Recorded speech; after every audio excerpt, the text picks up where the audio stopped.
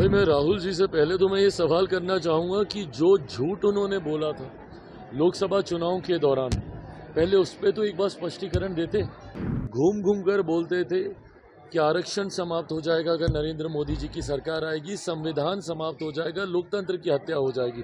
ना इनको कभी बाबा साहब स्वीकार्य थे, ना इनको जय भीम का नारा इनको स्वीकार्य होता है। इन लोगों की सोच रही है समाज में बस बांटो, डिवाइड एंड रूल की राजनीति करो। ये लोग उस गठबंधन का हिस्सा हैं। ये लोग चाहते ही नहीं कि देश एकजुट हो, समाज एकजुट हो। भाई मैं राहुल जी से पहले तो मैं ये सवाल करना चाहूँगा कि जो झूठ उन्होंने बोला था लोकसभा चुनाव के दौरान, पहले उस पर तो एक बार स्पष्टीकरण देते। लोकसभा चुनाव में अभी महज 5-5.5 महीने पहले घूम घूम कर बोलते थे कि आरक्षण समाप्त हो जाएगा अगर नरेंद्र मोदी जी की सरकार आएगी, संविधान समाप्त हो जाएगा, लोकतंत्र की हत्या हो जाएगी। आज भी वो संविधान अपने हाथ में लेकर घूमते हैं।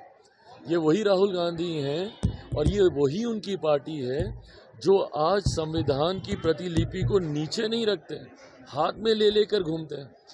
पर उसी संविधान के निर्माता डॉक्टर बाबा साहेब भीमराव अंबेडकर जी को इन लोगों ने, इनकी पार्टी ने, इनकी सरकार ने लंबे समय तक एक्नॉलेज तक करना ज़रूरी नहीं समझा।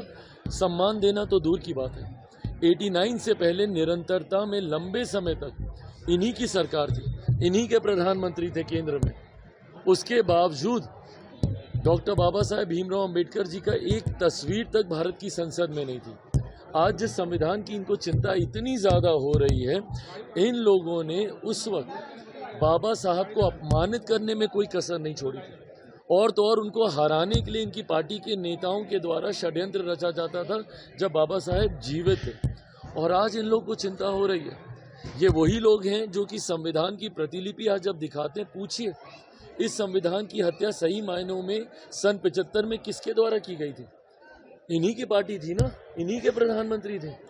उस वक्त आपातकाल लगाकर सही मायनों में अगर देश में कभी लोकतंत्र की हत्या की गई, संविधान को अगर कभी ख़त्म किया गया तो सन 75 में आपातकाल लगाकर किया गया।